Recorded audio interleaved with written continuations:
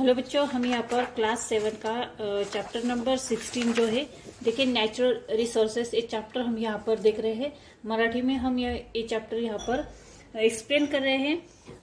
ये जो लेसन है इसका बहुत सारा टॉपिक हमारे यहाँ पर हो चुका है। इसका सिर्फ लास्ट टॉपिक यहाँ पर बचा है जिसका नाम है ओशन रिसोर्सेस। देखिए ओशन रिसोर्सेस लास्ट टॉपिक है और हमारा ये जो लेसन है यहाँ पर आज खत्म हो जाएगा।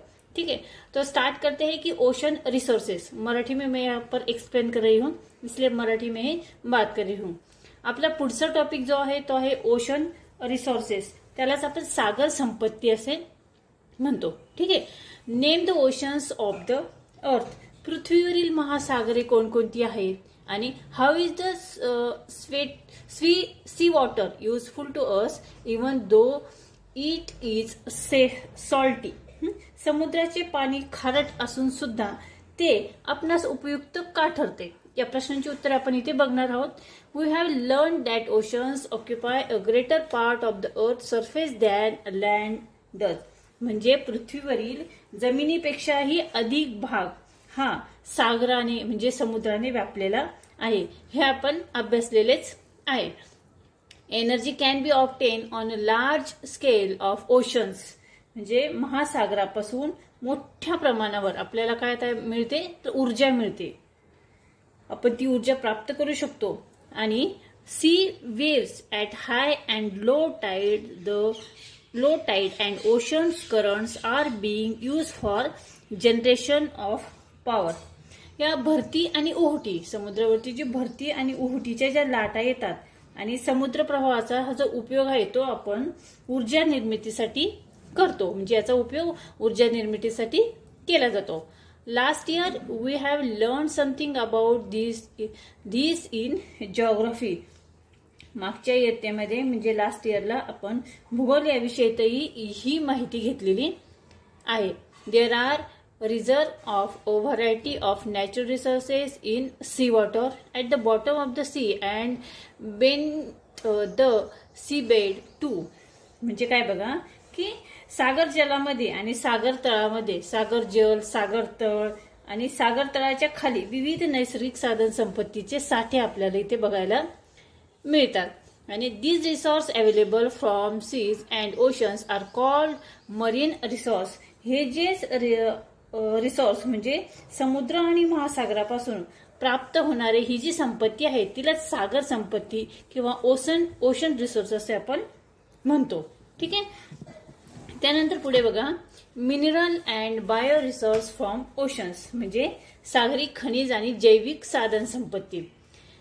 R minerals be found in seas and on the seabed as they are found inside the earth. म्हणजे काय तर भूगर्भामध्ये ज्याप्रमाणे आपल्याला खनिजे सापडतात, जमिनीच्या खाली आपल्याला ज्या पद्धतीने खनिजे सापडतात त्याचप्रमाणे आपल्याला समुद्राखाली आपल्याला खनिजे सापडतील का असं विचारलेलं आहे। तर बघा, scientist believe that billions of tons of minerals are to be found dissolved in ocean water. म्हणजे महासागराच्या समुद्राच्या पाण्यात विरघळलेल्या स्थितीमध्ये अब्जावधी, बिलियन्स म्हणजे अब्जावधी टन, बिलियन्स ऑफ टन्स म्हणजे अब्जावधी टन्स हे खनिजे आहेत असे या शास्त्रज्ञांचे मत आहे। सायंटिस्ट बिलीव्ह म्हणजे त्यांचा विश्वास आहे सायंटिस्टचा। त्यानंतर बघा there are very large reserve of tin, त्यानंतर क्रोमियम, फॉस्फेट्स, त्यानंतर copper, zinc, iron, lead, manganese, sulphur, uranium etcetera. ही जी खनिजे आहेत समुद्राच्या खाली म्हणजे सागराच्या तळाशी कोणकोणती खनिजे आहेत तर बघा, टीन म्हणजे कथील, त्यानंतर क्रोमियम, नंतर phosphorus, phosphate, copper, zinc, copper म्हणजे काय तर तांबे, लोखंड, सिसे, हे एक प्रकारची खनिजे आहे समुद्रतळाशी आपल्याला सापडतात। त्याच नंतर बघा इथे manganese, sulphur, uranium etcetera in the ocean and seabeds we get many types of games, cones and shells are pearls from the sea, म्हणजे समुद्राच्या तळाखाली आपल्याला वेगवेगळी रत्ने, शंख, शिंपले, मोती हे देखील आपल्याला सापडतात. Real pearls are even costlier than gold, म्हणजे हे मोत्यांची ही जी किंमत आहे, रिअल पर्ल्सची मोत्यांची किंमत ही सोन्यापेक्षाही खूप जास्त आहे. There are large-scale reserves of mineral oil and natural gas at the bottom of the sea. We avail of these by drilling oil and gas wells. म्हणजे या सागर तळामध्ये खनिज तेलाचा व नैसर्गिक वायूचा साठा हा मोठ्या प्रमाणामध्ये उपलब्ध झालेला आहे आणि विहिरी खोदून आणि हा आपल्याला तेल आणि वायू हे मिळवता येतात. By drilling oil and gas wells. ठीक आहे, वेल म्हणजे विहीर. त्यानंतर पुढे बघा,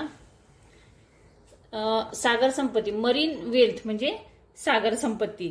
सागर संपत्तीमध्ये आपल्याला वेगवेगळ्या प्रकारचे फिशेस, मोती, ठीक आहे, वेगवेगळे जीव्स आपल्याला इथे बघायला मिळतात. समुद्रातील जीव आपण त्याला म्हणतो. त्यानंतर in India the first mineral oil well Sagar Samrat was drilled in 1974 at the oil field called Bombay High from obtaining mineral oil and natural gas from the bottom of the sea. म्हणजे भारतात सागर तळापासून जे खनिज तेल आपल्याला मिळालेलं आहे ते खनिज तेल व नैसर्गिक वायू मिळवण्यासाठी 1974 म्हणजे 1974 ला मुंबई हाय या ठिकाणी सागर सम्राट या ड्रिल शिपद्वारे खनिज तेल व तेल विहिरी खणल्या गेल्या आणि या विहिरीपासून आपल्याला जो नैसर्गिक वायू आपल्याला मिळाला तो पाईपलाईनद्वारे, बघा इथे, the natural gas from this well, म्हणजे हा जो आपल्याला नैसर्गिक गॅस मिळाला तो well is carried via pipeline to a place called Uran. हा नैसर्गिक वायू, हा विहिरीतून मिळणारा वायू हा पाईपलाईनद्वारे उरण या ठिकाणी वाहून आणला गेला. त्यानंतर पुढे mineral resources from oceans and bio resources from oceans, म्हणजे सागरी खनिज संपत्ती आणि सागरी जैविक साधन संपत्ती. आता सागरी खनिज संपत्तीमध्ये कोणकोणते खनिज आहेत तर थोरियम, मॅग्नेशियम, पोटॅशियम, सोडियम आणि त्यानंतर सल्फेट. बघा, थोरियम, मॅग्नेशियम, पोटॅशियम, सोडियम आणि सल्फेट. आणि bio resource in the oceans मध्ये सागरी जैविक साधन संपत्ती म्हणजे कोणती, फिशेसचे खूप सारे प्रकार आहेत, like prawn, seer fish and also shrimps and prawns. यासारखे वेगवेगळे प्रकार आहेत. त्यानंतर dried shrimp, Bombay duck powder म्हणजेच काय तर ही जी आहेत सुकट, बोंबील यांची भुकटी. त्यानंतर शेल्स, शिंपले आपल्याला सापडतात. त्यानंतर पुढे फंगी म्हणजे बुरशी, use for the production of antibiotics मध्ये याचा वापर केला जातो. त्यानंतर शार्क अँड कॉड फिश म्हणजे शार्क आणि कॉड सारखे मासे. आणि पुढे सी कुकुंबर्स म्हणजे त्याला पण सागरी काकडी असे म्हणतात. कॅन्सर तसेच ट्यूमर रोखण्यासाठी याचा वापर औषध म्हणून वापर केला जातो. आणि शार्क अँड कॉड फिश मध्ये विटॅमिन ए, डी आणि ई हे मोठ्या प्रमाणामध्ये असतात. ठीक आहे. Fungi, use of the production of the antibiotics. ठीक आहे. अशा पद्धतीने ही मिनरल्स रिसोर्सेस आणि बायो रिसोर्सेस ओशन मधील आपण इथे बघितलेले आहेत. त्यानंतर नेक्स्ट बघा इथे मरीन ऑक्युपाईज. मरीन ऑक्युपाईज म्हणजे काय तर सागरी व्यवसाय. सागरी व्यवसाय कोणते तर फिशिंग म्हणजे हे झालं मेन ऑक्युपेशन झालं, हा प्रमुख व्यवसाय झाला.